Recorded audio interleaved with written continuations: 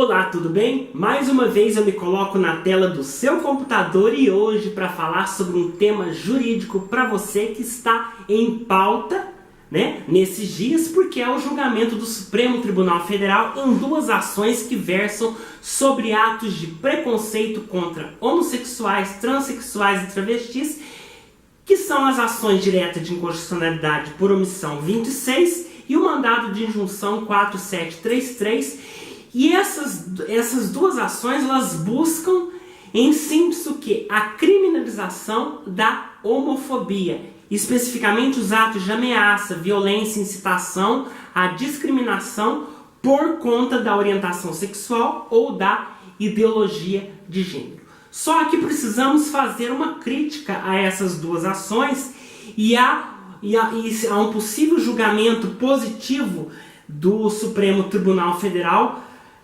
se o Supremo Tribunal Federal criminalizar aí a homofobia.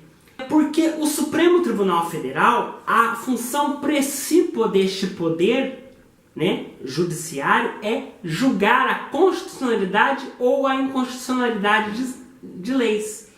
Quem produz leis, quem elabora leis é o Congresso Nacional, através de um processo rigoroso, um processo legislativo de lei complementar e ordinária, obedecendo aí os regimentos internos da Câmara dos Deputados e do Senado Federal.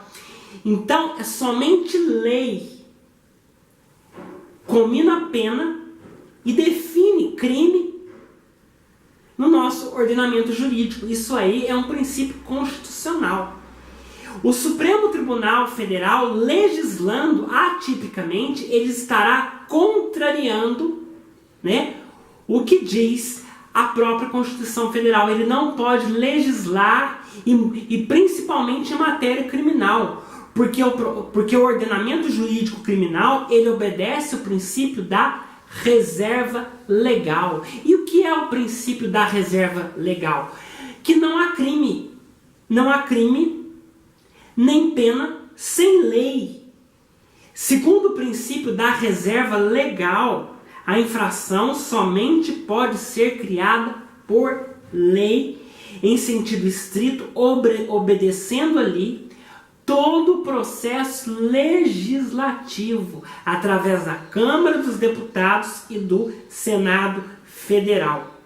Isso é o que diz a nossa Constituição Federal. O Supremo Tribunal Federal também tem que respeitar aí o princípio da separação dos poderes. E um princípio também que nós não podemos perder de vista é que não há crime nem pena sem uma lei anterior. Se eu cometo um ato hoje que não é considerado crime, eu não posso ser criminalizado se amanhã este ato que eu cometi se tornar crime. Então é o princípio da anterioridade. Não há crime também, nem pena, sem lei escrita. Ou seja, só a lei escrita, ela pode criar crimes e sanções penais e punições, previsão de penas, excluindo, ou seja, o direito consuetudinário, o direito aos costumes para a fundamentação ou agravação de uma pena. Não há crime nem pena sem lei estrita, ou seja, a lei tem que ser específica. É o princípio da taxatividade. Proíbe-se, então, a utilização da analogia em direito incriminador. Não há crime ainda, nem pena, sem lei certa. A lei tem que ser determinada sobre isso. É dirigido mais diretamente à pessoa do legislador e exige clareza na elaboração dos tipos penais, dos tipos incriminadores, que não pode deixar ali à margem, a dúvidas, de modo a permitir que a população ela tenha pleno entendimento daquele tipo penal, aquele tipo penal que foi criado pela lei. Por isso que o Supremo Tribunal Federal, ele não pode legislar. Aí você pode questionar o seguinte: mas no caso da greve do servidor público. Não existe uma lei que regulamenta a greve do servidor público civil. E houve um mandado de injunção 670 que foi interposto para que o Supremo suprisse essa omissão legislativa e fez com que a lei que regulamenta a greve do setor privado pudesse ser utilizado para os servidores públicos civis até que o Congresso elabore aí uma lei que regulamente a greve dos servidores públicos civis.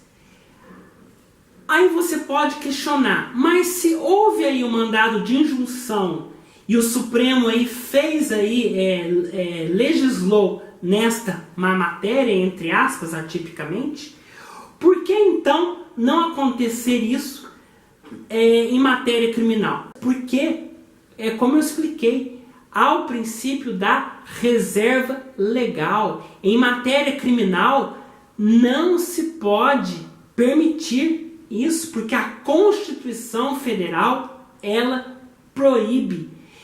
Quem cria crime é a lei. Quem comina pena é a lei. Os tipos incriminadores precisam vir da lei. É a única norma que cria crime e comina pena é a lei. E ponto final. Através de um processo legislativo rigoroso que obedeça aí os regimentos internos da Câmara dos Deputados e do Senado Federal e obedeça aí os princípios que estão estatuídos na nossa Constituição Federal. Portanto, o Supremo Tribunal Federal, ele como guardião da Constituição, ele jamais pode contrariar a nossa Carta Magna. E outra coisa que precisamos ressaltar finalizando este vídeo é que já existe crimes tipificados no Código Penal, como o homicídio, a lesão corporal de natureza grave, leis que definem aí o crime de preconceito, a lei do racismo, que prevê tipos penais que podem aí também abarcar aí os homossexuais, né? Abarcar aquelas pessoas que sentem-se discriminadas pela sua orientação sexual e pela identidade de gênero. Já existem leis que combatem aí a tortura, que combatem aí a violência, que combatem aí o homicídio. Já existem leis aí rigorosas que combatem isso. E não precisa se criar um tipo penal específico para se combater aí o que se chama de homofobia, o que se chama de transfobia. Tá certo? Então fica este meu comentário para você. Se há necessidade de se especificar esse tipo de crime, que o Congresso assim o faça. Porque é ele o competente, é o poder legislativo o competente para criar aí a norma incriminadora. Então fica aí o meu comentário para você, aqui no nosso canal no YouTube. Acesse aqui o nosso canal, toque aqui no sininho para que você possa ser notificado dos nossos próximos vídeos. Acesse lá o nosso blog Articulando a Legalidade. Eu deixo aqui para você o meu grande abraço, fiquem com Deus e até o nosso próximo encontro.